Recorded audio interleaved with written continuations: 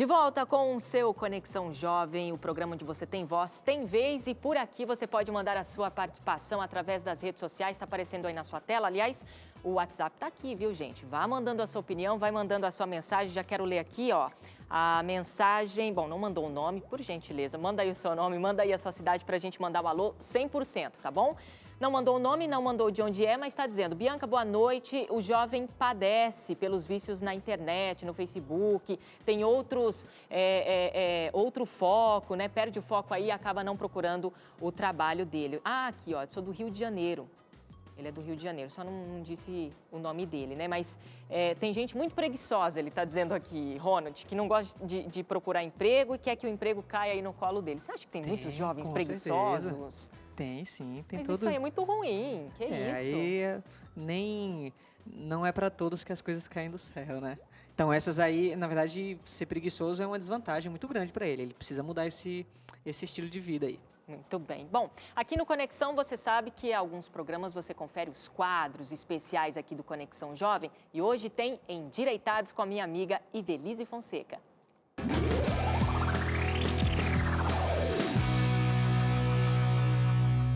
O pessoal que assiste Conexão Jovem, se estiver no clima do romance, pensando em se casar, vão algumas dicas jurídicas para você. Você que vai se casar, sabia que pode adotar o nome do seu hoje noivo e do seu futuro cônjuge? Mas também sabe que o homem pode adotar o nome da mulher?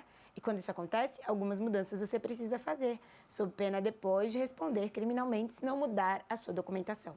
Ao adotar o nome um do outro, você pode escolher ou ficar com o nome de solteiro ou adotar o nome de casado, então você deve mudar todos os seus documentos como cidadão brasileiro, passaporte, RG, CPF, CNH, documentos junto, assistência médica, planos que vocês possuam, para que venha registrar este sobrenome que você adotou. Se o homem quiser adotar o nome da mulher, hoje também pode. É também no ato de casar que você define como o seu patrimônio vai ser resolvido do casamento para frente. E é por isso que a lei permite alguns regimes. O regime mais comum é o regime chamado de comunhão parcial de bens.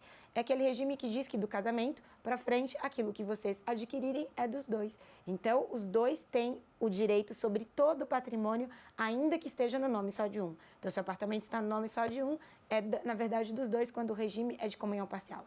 O regime adotado pelos seus avós, provavelmente, e não mais nem pelos seus pais, era de comunhão universal, que continua, é o segundo regime válido no nosso país.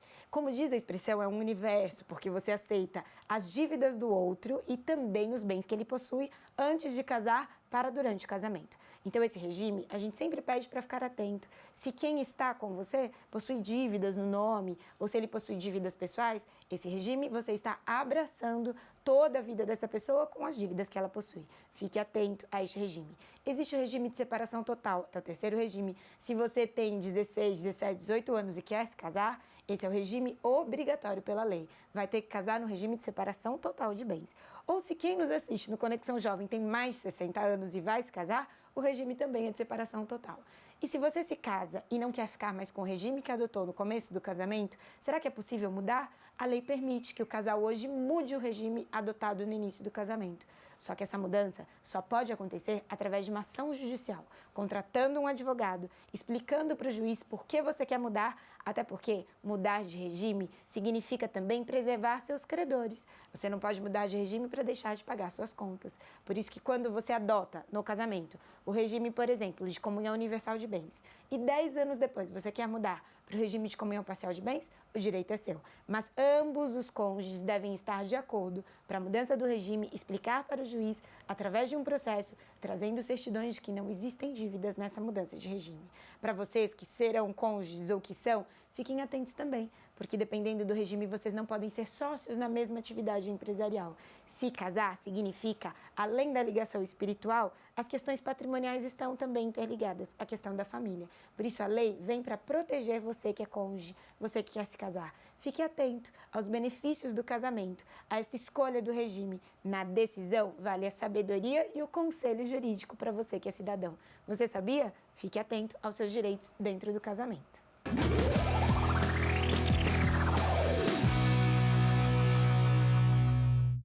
beijo especial para minha amiga Ive, que está comandando aí o Endireitados aqui no Conexão. Para você que vai casar, fica a dica aí. E também, daqui um pouquinho, esse quadro vai estar lá no Facebook para você compartilhar com a galera, tá bom? facebook.com/Conexão Jovem Oficial. A galera tá mandando aqui mensagens, Ronald, não dá nem para ler todas, porque são muitas que chegam, mas deixa aí o seu nome, deixa onde você está falando e a gente tenta ler aqui. Bom, daqui a pouquinho a gente vai passar aqui o vídeo do Sidney Oliveira falando sobre conflitos de gerações, Ronald. E é um assunto muito interessante porque quando o jovem chega na empresa, ele não encontra só outros jovens, tem os veteranos também, né? Perfeitamente. E aí tem até um comentário da Nicole Fernandes, ela está dizendo aqui: os jovens precisam se capacitar para o mercado de trabalho, porém, alguns deles entram nas empresas achando que sabem de tudo. Eles não valorizam a experiência dos mais antigos, eles querem crescimento a qualquer custo. E como é que a gente pode lidar com eles? Então, Bianca, na verdade, no momento que nós estamos vivendo hoje, ao entrar no mercado de trabalho, inevitavelmente você vai ter as pessoas mais jovens e as pessoas mais experientes. Velhos, né? Então, isso é normal você acontecer. Aqui na Novo Tempo, por exemplo, nós somos na verdade, 430 funcionários e nós temos casos aqui de, por exemplo, o gestor de um departamento ter menos idade do que o colaborador do departamento. Isso já é comum hoje no mercado de trabalho. E, de fato, se for mal conduzido, pode ser um problema, pode ser um foco de conflito, pode ser um foco de insatisfação que vai gerar numa possível pedido de desligamento, porque isso pode gerar algum tipo de insatisfação. Claro. E, lógico, vale da maturidade de ambas as partes de lidar com as situações. E sobre a questão de os jovens entrarem e achando que já sabem tudo, também eles precisam ser mais ponderados, ser mais equilibrados. Tem que rolar o respeito, né? Tem que de fato ter o respeito, né? Você tem que saber do seu perfil e se colocar ali, não ser também passivo, mas também não ser prepotente demais. Muito bem. Bom, agora a gente confere aí a conversa que eu tive com o Sidney Oliveira, escritor e palestrante, e ele fala sobre o conflito de gerações. Como é que nós, jovens, podemos lidar com essa situação dentro do âmbito empresarial? Ok, e ainda dentro então dessa dinâmica toda que você explicou pra gente, você até citou a equipe, né? Às vezes o jovem é até absorvido pelo mercado, mas ele tem que lidar com uma equipe. E eu tenho certeza que essa equipe tem pessoas de outras gerações.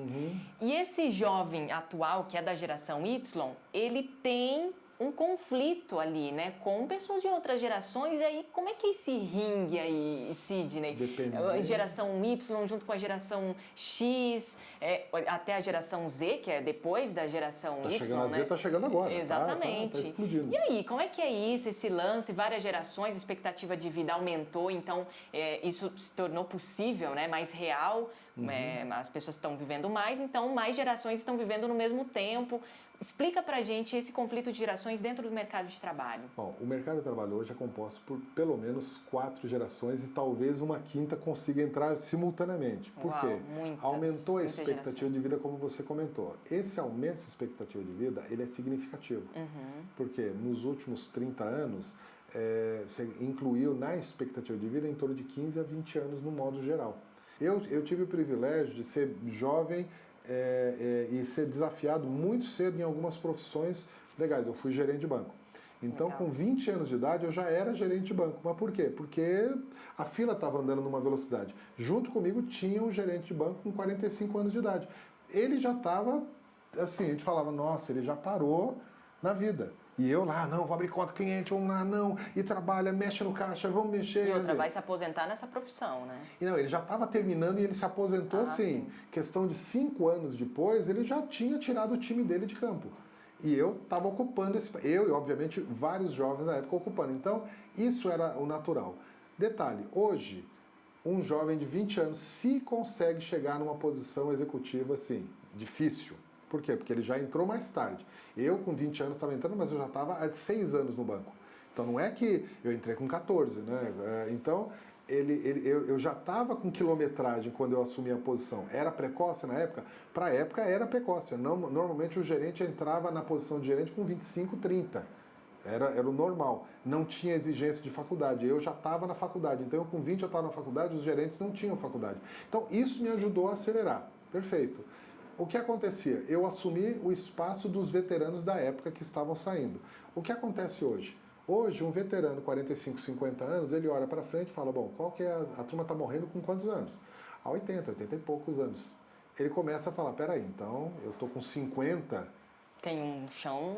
Eu ainda tenho muitos anos pela frente. Eu não tenho mais 10 anos, eu tenho 30. E o pior, ele está olhando os últimos 30 e fala, eu sei que tamanho tem 30. O que ele faz? Não sai do trabalho. Não sai. Ele já fala, não saio. Ele começa a fazer um processo de requalificação. Essa turma está muito raiva, eu vou aprender a mexer no computador, eu vou aprender a mexer nessa coisa. Não, ele vai se requalificar. E detalhe, como os sistemas de computador, seja iPad, estão ficando cada vez mais intuitivo, ele se surpreende conseguindo aprender.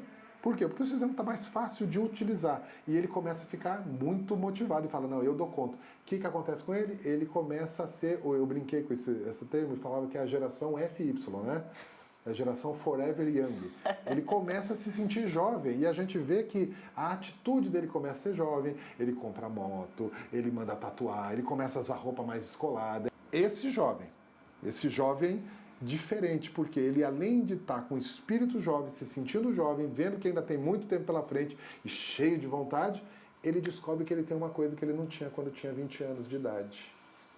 O que ele tem com 50 anos de idade que ele não tinha com 20? Experiência. Ele tem agora a experiência. Sim. Então ele é o jovem perfeito, porque ele é jovem com experiência. O que acontece com o jovem que vai entrando no mercado de trabalho? Ele encontra esse veterano ultra turbinado, cheio de motivação e cheio de vontade de mostrar que agora ele é o cara. O jovem entra primeiro querendo mudar, querendo, vamos dizer, ser reconhecido pela sua contribuição. Ele está entrando nessa história e ele encontra esse jovem turbinado e esse jovem com experiência, malandro pra caramba, já sabe lidar, o político ele já construiu. Esse jovem tem uma experiência, esse jovem veterano, né? Ele tem uma experiência que é a experiência de relacionamento interpessoal, sem falar na experiência técnica.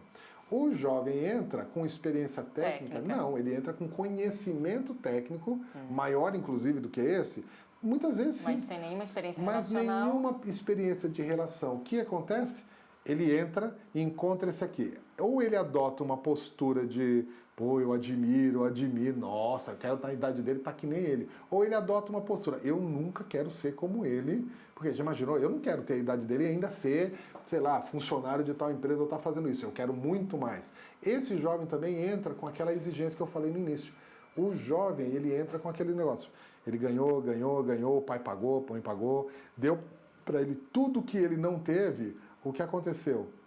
Os pais estão falando, bom, agora eu te dei tudo que eu não tive, então eu espero que você seja nada menos do que sucesso. Ele entra com essa carga de ser o sucesso e encontra alguém que não está nem um pouco disponível para dar para ele o desafio. Ele não consegue pegar o desafio, se desanima. Aí ele começa, eu não vou querer, eu não estou feliz. Ele começa a entrar numa razão de conflito que cria problemas. Então a gente vê esse cenário, na realidade, é muito, muito mais complexo do que apenas aquela história, o velho contra o novo. Não, o velho não é mais o velho do mesmo jeito e o novo não é mais o mesmo jeito. Eles estão se alterando. Muito bem. Ô, Ronald, você enfrentou alguma dificuldade quando você começou a trabalhar, de ter um veterano e ele começou, você não sabe de nada, você é jovem, você não tem experiência? Rolou algum conflito assim? Houve sim, houve essa situação. Mas assim, eu creio que cada um precisa achar o seu espaço, como nós já comentamos aqui. Agora, só um comentário em relação ao que o Sidney falou, que é muito interessante. A habilidade de executar e relacionamento interpessoal, você não aprende na teoria, você só aprende na prática. E é normal a gente ver, eu trabalho em equipe, jovens que vêm da faculdade sem ter tido nenhuma experiência, eu trabalho em equipe, mas não sabem o que é trabalho em equipe. Então, o que o professor Sidney falou ali é realmente verdade. Então, precisa-se ter também, logicamente, não ser passivo, precisa ter atitude, claro. Como ele também citou, precisa querer aprender, que ele precisa ter essa gana por fazer, mas precisa ter também o equilíbrio de saber que as outras pessoas têm a experiência e que têm a agregar ali ao seu próprio conhecimento também. Muito bem. A humildade, o respeito, com certeza você vai alcançar o sucesso. Quero ler um comentário aqui da Ana Clara Pontes, do Rio de Janeiro. Ela diz, tenho 17 anos, boa noite, sou jovem aprendiz de uma empresa multinacional aqui no Rio. No entanto, até eu conseguir foi muito difícil. Na minha opinião, o jovem sofre sim um certo tipo de preconceito por não ter experiência. E para você que está perdidão aí, não sabe o que fazer, está procurando uma profissão, o Conexão te dá alguns caminhos, algumas dicas. E puxando a sardinha para o meu lado, né? Agora você confere aí a profissão de jornalismo. Quem sabe, no futuro. Meu nome é Alex Bússolo, eu sou jornalista, me formei em 2012 no Centro Universitário Adventista de São Paulo, NASP, campus Engenheiro Coelho. O jornalista é um nato contador de histórias. A principal função dele é entender uma mensagem e passar para as pessoas de uma forma bem fácil. Se você está aí pensando em ser um jornalista, então fica a dica. A profissão exige conhecimento e muita leitura. Eu moro numa cidade, Arthur Nogueira, uma cidade de 50 mil habitantes. Tanto Arthur Nogueira como a região de Arthur Nogueira, você não tem grandes veículos. Então, os estádios são poucos. Então, eu tive que criar minha própria oportunidade dentro da minha própria cidade. A faculdade hoje, ela te dá um fundamento teórico muito bom, muito importante para a vida. Sociologia, psicologia, teoria da comunicação. Te dá um embasamento que hoje um jornalista, um profissional de comunicação que lida com pessoas, que lida com a sociedade, se ele não tiver esse embasamento teórico, ele vai aumentar muito seu índice de erros. Eu sou diretor do Portal Nogueirense, que é um website, aqui da cidade de Arthur Nogueira. A missão do Portal Nogueirense é trazer todos os dias matérias de interesse público, de interesse relevante para essa sociedade nogueirense. O jornalista, ele é um caçador de histórias, ele é um contador de histórias. Eu acho que um bom jornalista hoje é aquele jornalista que consegue identificar algumas histórias e transmitir essas histórias de uma maneira cativante, criativa, que fidelize o seu público. É um desafio. E se é, viu, um desafio. Eu quero mandar aqui uns abraços. E o primeiro deles é para a Dora. A Dora disse que a gente nunca manda abraço para ela, Ronald. Já mandou várias mensagens. Um beijo para você, Dora. Ela só não disse de onde é. Mas está pedindo um abraço aqui, a gente manda com muito carinho. Quero mandar também um abraço aqui para Letícia, de Imperatriz, no Maranhão. A galera também de Pesqueira, em Pernambuco. Caio Felipe, de Umuarama, no Paraná. A Glauciene, de Guarulhos, também participando. Você tem uma galera que assiste aqui a Novo Tempo. Você veio de Pernambuco, né, Ronald? Tem, Pesqueira fica no interior de Pernambuco, mas tem um grupo. Bahia também, você já passou por toda aquela região Já ali, conheço né? bem Pernambuco, conheço bem a Bahia. Tem uma turma lá que assiste Conexão, estão ligados, Opa, com certeza. Que beleza. Inclusive sua esposa, que eu sei que está acompanhando. Isso, um abraço para ela, Vivian, o Brian também, meu filho, meu irmão Helbert e o meu outro irmão Robert, que também devem estar assistindo. Um abraço para todos. Que beleza, tá certo. A gente vai para um breve intervalinho, daqui a pouquinho tem mais para você, dicas práticas aí, para você ser um jovem de sucesso no mercado de trabalho, sem perder os princípios e os valores. Daqui a pouquinho. Oi, eu sou a Jaqueline, eu sou de São Paulo, mas no momento eu estou estudando em Barcelona. Então, para me manter atualizada no Conexão, eu estou sempre dando uma olhadinha no Instagram, que é @pgconexão. Essa é a minha maneira de saber o que está rolando no programa e se eu fosse você, eu faria o mesmo.